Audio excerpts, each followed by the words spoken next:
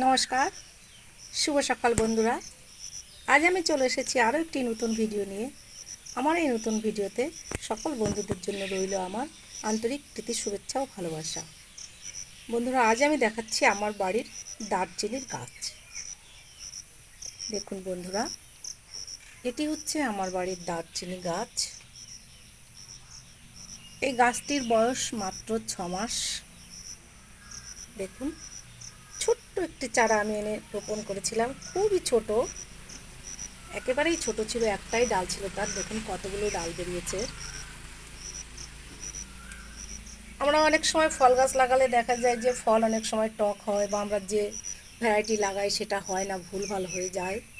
কিন্তু এই দারুচিনির ক্ষেত্রে তেমন কোনো ভয়ের কোনো কারণ নেই, কারণ এটার যে ছোকলা অর্থাৎ বাকল, সেই বাকলটাই আমরা খাই। দেখুন বন্ধুরা, এই গাছটা যখন মোটা হবে, মোটা হলে এর বাকলটাই হচ্ছে আমরা মশলা হিসেবে খাই। আমাদের এই পরিবেশে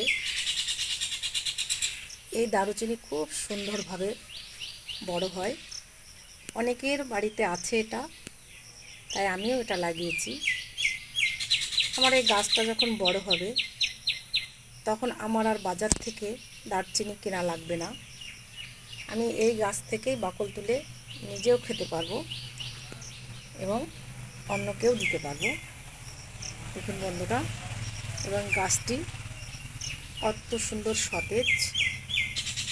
দেখুন, দেখতেও সুন্দর।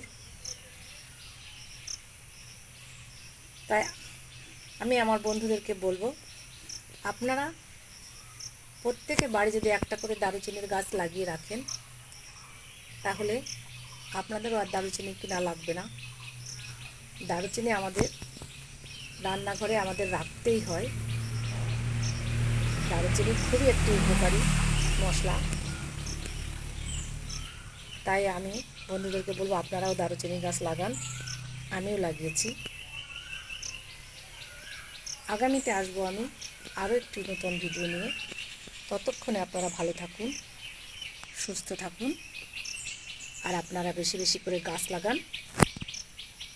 এখানেই ছাড়ছি। নমস্কার।